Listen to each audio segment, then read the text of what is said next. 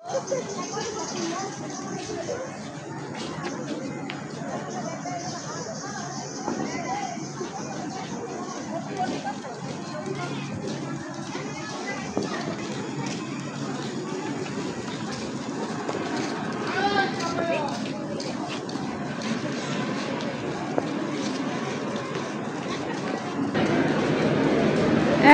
বিকাল 5টা। গার্মেন্টস মূলত 5টায় ছুটি হওয়ার সঙ্গে সঙ্গে সবাই যার যার মতো একদম দৌড়ায় ছুটে চলে। এখনও বেশ কিছু ওয়ার্কার যারা খুব দ্রুতভাবে পায়ে হেঁটে চলেছে, এজন্য ফাঁকা পরিবেশ।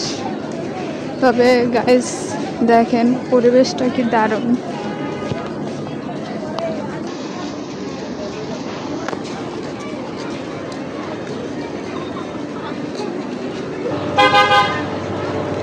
অফিস গাড়িগুলোর জন্য অনেকটা জ্যাম পড়ে গেছে, দুই পাশে সবাই কত সুন্দর সারিবদ্ধভাবে চলছে।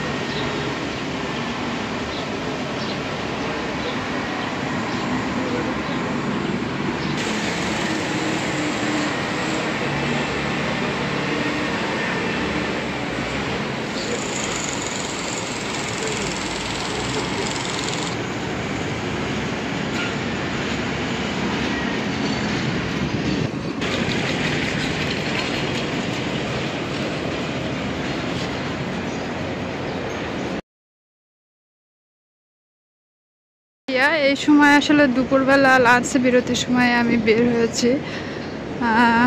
মূলত এখানে আপনার যে কারখানাগুলো রয়েছে,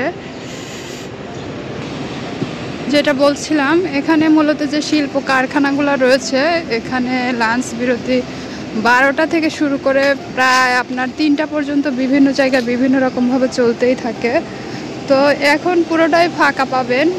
এখানে আপনার ব্যক্তিগত গাড়ি নিয়ে ঢোকার সুযোগ খুবই কম আছে। শুধুমাত্র শিল্প প্রতিষ্ঠানের গাড়িগুলাই এখানে আপনার প্রবেশ করতে পারবে। যেটা আপনার এখানকার যে বেবজা গেট রয়েছে, ওখানে আপনাকে যদি পার্সোনাল গাড়ি নিয়ে আসেন ওখানে আটকায় দেওয়া হবে আর কি।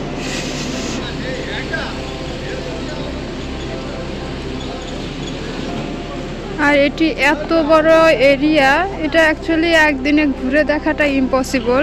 আর পায়ে হেঁটে তো সম্ভব না, আপনি গাড়ি নিয়ে ঘুরে দেখতে পারেন। তো আমার স্বল্প সময়ের মধ্যে আসলে কভার করা পসিবল না। এত বড় এরিয়া, যেটা বারবারই বলতেছিলাম, কভার করা পসিবল না পায়ে হেঁটে। আমি স্বল্প সময়ে যেটুকু দেখাতে পারবো জাস্ট সেটুকুই শুধু দেখাচ্ছি। এর বেশি আসলে পুরোটা ঘুরে ঘুরে দেখাতে পারলে আমার নিজেরও ভীষণ ভালো লাগতো। তো আমি ভিডিওটা পার্ট বাই পার্ট বিভিন্ন সময় নিয়ে করব, যাতে আপনারা এক একটা ভিডিওতে, এটা আমার প্রথম ভিডিও থাকবে আদবজি ইপিজেডের উপরে। তো আপনারা ইনশাল্লাহ পরবর্তী ভিডিওগুলোতে পুরোটাই দেখে নিতে পারবেন, আর আমিও কভার করার চেষ্টা করব। এই ইপিজেডের মধ্যে মূলত এখানে বস্ত্র শিল্প, তারপর চামড়া শিল্প কে কেন্দ্র করে মূলত পুরোটা এরিয়া আপনার সরকারি নিয়ন্ত্রণে চলে।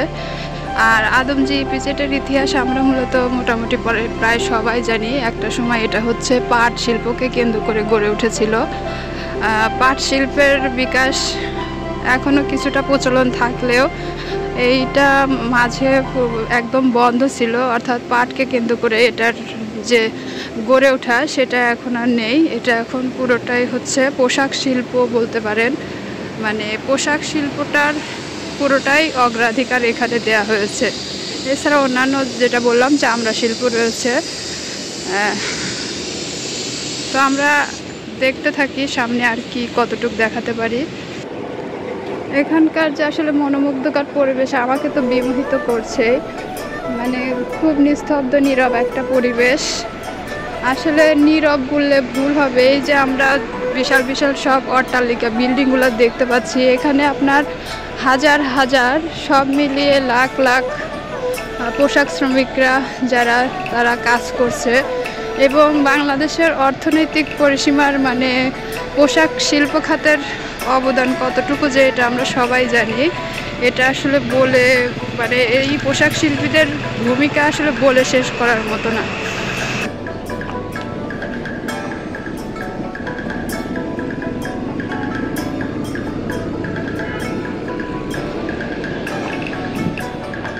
আর এখানে বিনিয়োগকারীদের শুধুমাত্র বাংলাদেশ না, এখানে বিদেশি বিনিয়োগকারীও রয়েছে। আর বিদেশি বিনিয়োগ সংস্থাগুলো ছিল হয়তো বলেও পোশাক শিল্পে আরও বেশি অগ্রগতিটা আমাদের বেড়ে গেছে। তো এখানে কত রকম প্রাইভেট কোম্পানি যে রয়েছে, তো আমি সবগুলা যে যদি সম্ভব হতো আমার পক্ষে এটা ঘুরে দেখাতে পারতাম। তো আমার সামনে যেটা আছে হচ্ছে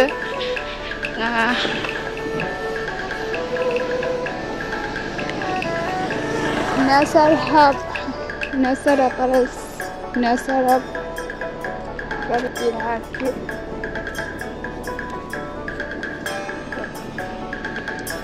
সামনে আমরা আরো যেতে থাকি, দেখি বেশ সুন্দর একটা গার্মেন্টস এটা। তো আমি আসলে যতই যাচ্ছি চোখ আমার ধাঁধা হয়ে যাচ্ছে, আমি হারিয়ে না যাই সেটাই ভাবতেছি।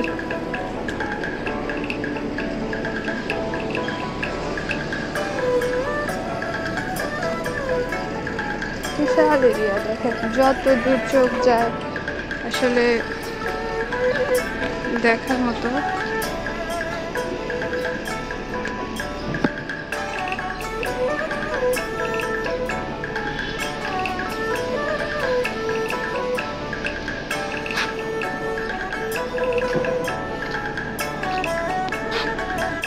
মাত্র 3 তলার নিচে আছি,